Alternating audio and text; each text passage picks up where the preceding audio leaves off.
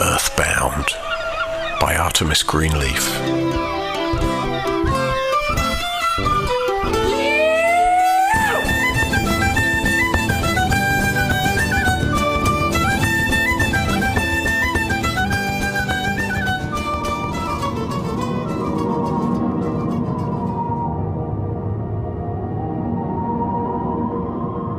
Chapter 8. Grace.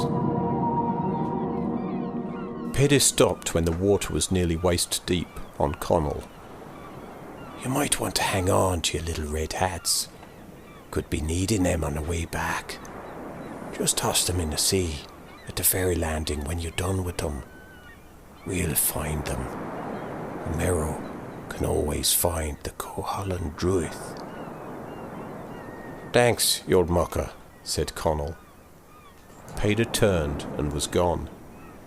"I can hold on to yours for you, Skylar," he said, as he took the hat off his head and tucked it into the leather pouch that hung from his too loose belt. It was a neat trick. I wondered how he did it. He floated up out of the surf and hung about 6 feet above the water. I removed my hat as well and floated up to meet him. When my hat was safely tucked away, we glided over the sandy beach. I wished I could feel the cool sea breeze and the gritty squish of sand between my toes. We went to a sandy beach once, before Mama got pregnant with Sheridan. I remember building sand castles and playing in the sea. Dad held my hand as we jumped waves together. "Look to your left," said Connell, snapping me out of my reverie. Granwell's castle squatted next to the pier. It wasn't what I was expecting. Calling it a castle was being generous. No, magnanimous. I had imagined a huge, grand building with turrets and pennants. Instead, it was a square tower house, maybe 3 stories high, with large patches of moss growing on it. The few windows it had were small and rectangular. A chimney sprouted from the flat roof like a stem. A strange little wooden room protruded from the left side of the building's middle floor, as if someone had taken half of a room from a cottage and stuck it on the corner of the tower. Inside, the stairs were steep, narrow, and well-worn. I was glad I could float instead of walk. I cringed as we seeped through a heavy black wooden door. A shadowy figure stood near the ruined fireplace. "Evening, Connell, my own good nephew," the shadow said. "Hello, Auntie Granwell." "Prithee, who have you brought with you?" The shadow turned to face us, revealing an older woman with short grey hair. "This is Skylar. She stays on our farm. We've got some troubles to consult with you about. Seems we have some undesirables coming around."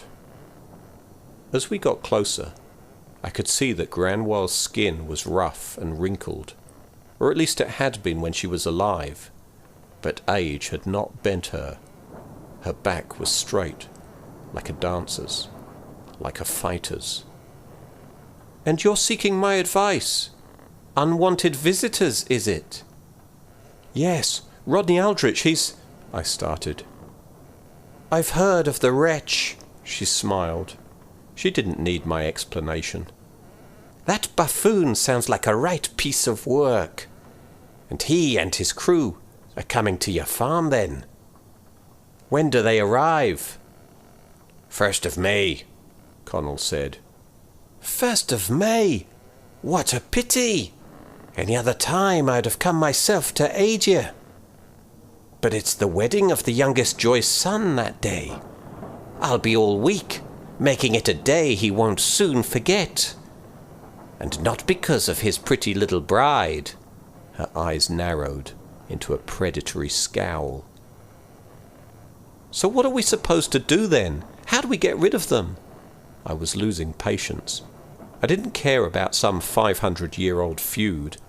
I wanted her to do something useful in the here and now to get rid of Rodney Aldridge. "Come here, girl." Granwal said sternly. I was in for it now. I glided up close to her, bracing myself to be told off. Granwal put her hand on my shoulder and looked straight into my eyes. I wanted to look away, but anger kept me from flinching. Here's what you do, me girl. Only 3 things to keep in mind. First, be fierce. Fortes fortuna iuvat. That means fortune favors the brave. Second, find your enemy's weakness. And they all have 'em. Exploit that weakness as far and as hard as you can. Third, never give up. Never. How am I supposed to do that? Find a weakness, I mean. I didn't want puzzles, I wanted answers. Granwal took her hand off my shoulder and started to pace around the room, only she was floating instead of walking. Use your head, girl. This Aldridge character, he can't see you. Watch him for a time. Oh, why did I feel like the slow kid in class? Thank you.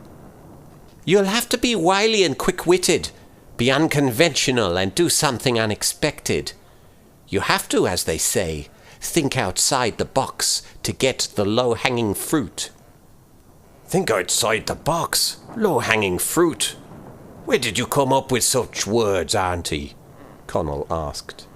It was hard to tell whether he was amused or horrified.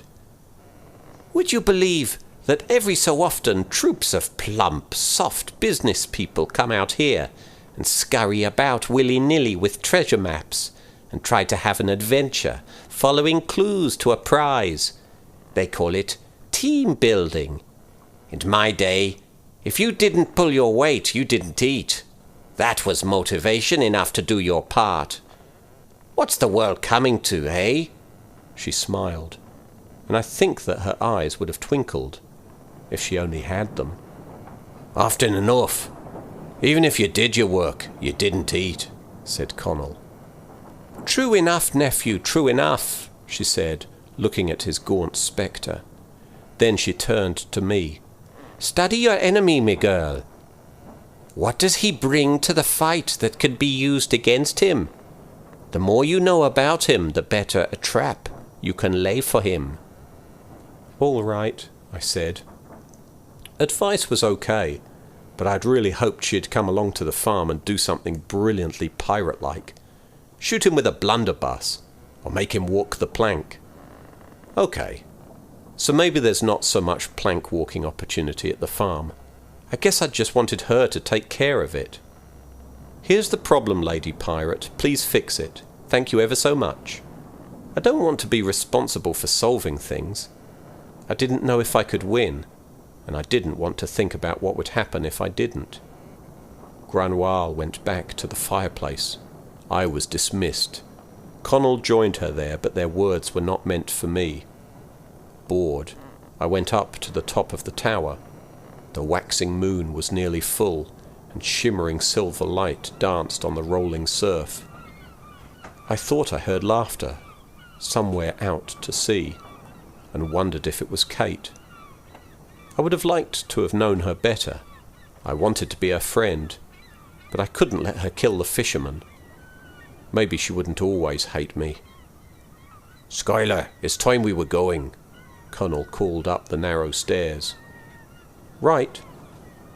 I could have glided gracefully down the stairs, but I chose to clunk down them, a bad ghost from a haunted house. The trip back to the farm was quick and uneventful. The same could not be said for my next trip on the ley lines.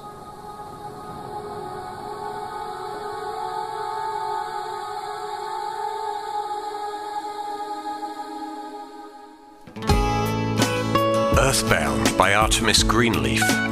This work is licensed under the Creative Commons Attribution Non-Commercial No Derivative Works 3.0 United States license.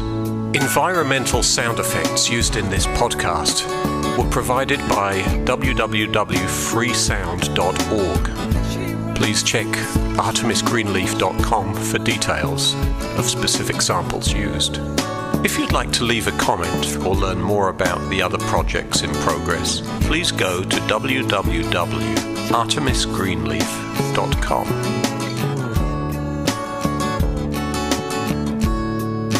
Dandelion girl, what you play